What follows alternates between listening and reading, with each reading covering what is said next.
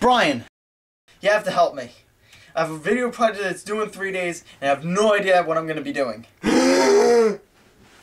Sweetie? Did you just pull this out of nowhere?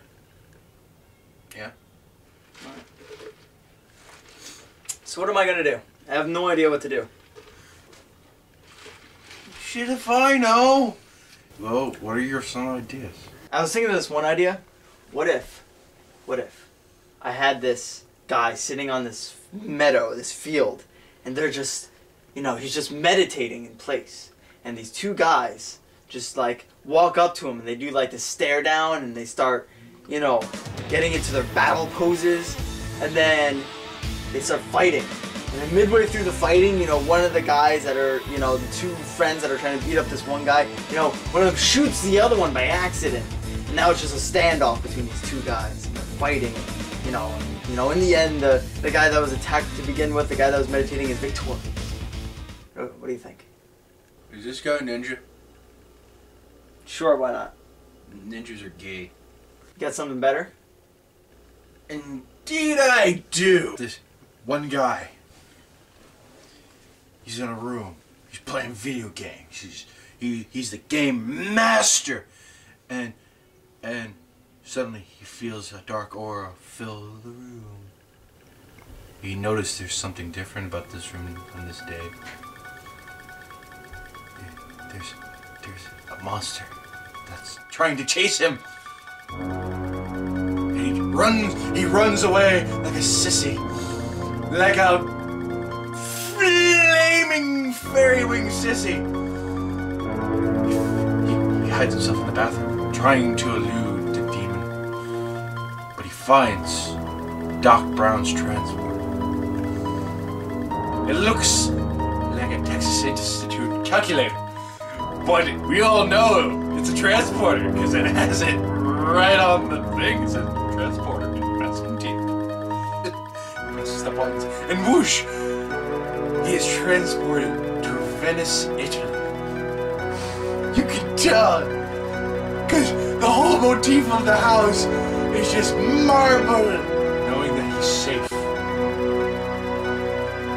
he lays upon the bed.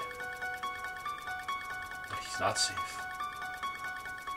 The loathsome apparition had followed him. It had followed him, Steve! And lo and behold, our hero, our victim, is doomed. Doomed!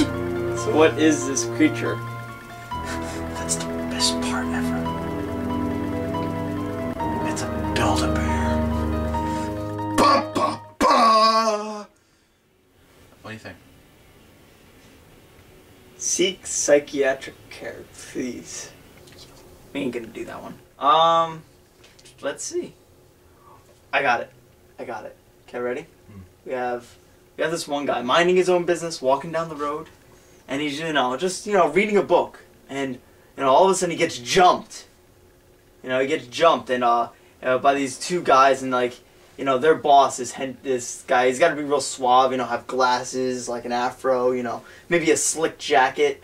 You know, he starts making fun of the guy, calling him shrimpy, and, you know, just making fun of him completely, like beating on him, and they just leave him there on the ground, like all beaten. So, you know, he decides he's gonna get revenge. So he goes and finds his kung fu master, and he has to be trained, and, you know, after he gets trained, you know, he goes through this whole training regimen of doing like one-arm push-ups and having to dodge sticks swung at him, and, you know, just all this stuff. And then finally, in the end, in the final battle, they fight each other, and, you know, they're going all over in this field, and they're just hitting each other, and they're just going through all these moves. But finally, he's victorious over his oppressor. And then he goes up to his master, and his master's like, well, are you satisfied? And he goes, yeah. And then he gets hit. You wanna know why? Because it's a wrong answer. Because you should never be satisfied with revenge. I have one or two more. Okay. Another room scene. A man. A manly man. A man who gets dates. A man whose friends respect him. You know, he's good artist. He has a burning passion for anime. You know, so he draws anime all day. You know, a lot of people respect, you know, anime artists. And so one day he finds, like, you know what? I'm gonna make my characters come to life. Not just like realistic, kind of like, you know, I'm making them come to life. No, literally, 3D substantial people. You know, and he gets fully transubstantiated into a real person. And it's all cool. And they go out and they solve crimes. I don't think I like where this is going. Why not? It's awesome. I have a better idea. What if, in order to make the anime character real, he has to do like a ritual, like he has to do certain things in order to make it real. Yeah. And you know, he has to like pray and chug like 2-liter bottles of Coke or whatever. It doesn't matter. He just has to do all this stuff. And then at the end, he doesn't read the fine print. At the bottom of the page, it says you have to sacrifice like a real ritual. So the anime character kills the person who made him. Okay. So he kills him to fulfill the ritual. Maybe that's a bad idea. Alright, fine.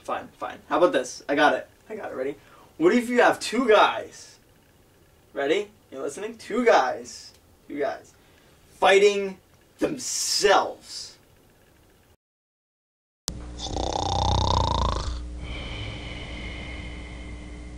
Fine. Well, you're shutting down all my ideas. You know, I'll give you one last one before I kick you out. It's a high school. Nice high school. White America high school. On set are white-collar vampires. White-collar vampires. On the other side are blue-collar, working-class werewolves. There's this girl. Here. And she falls in love with the vampire. The vampire doesn't really he loves her, but he doesn't want her becoming a vampire. And so what he does is he pushes her away and pulls her back. Pushes her away, pulls her back. And then leaves her in a forest. But then no, the werewolf guy goes, I love you, but I want to kill this guy. She's like, oh my god, I'm less sad now. But the vampire guy's, oh my god, the werewolf's having my girlfriend, so I'm back. And the werewolf goes, I'm sad now. I mean, seriously, dude, you can make $4 worth of this stuff. Isn't that awesome? If you're not going to take this seriously, I'm out. Wait. Here's one of the catches. This is awesome. Everybody will love this.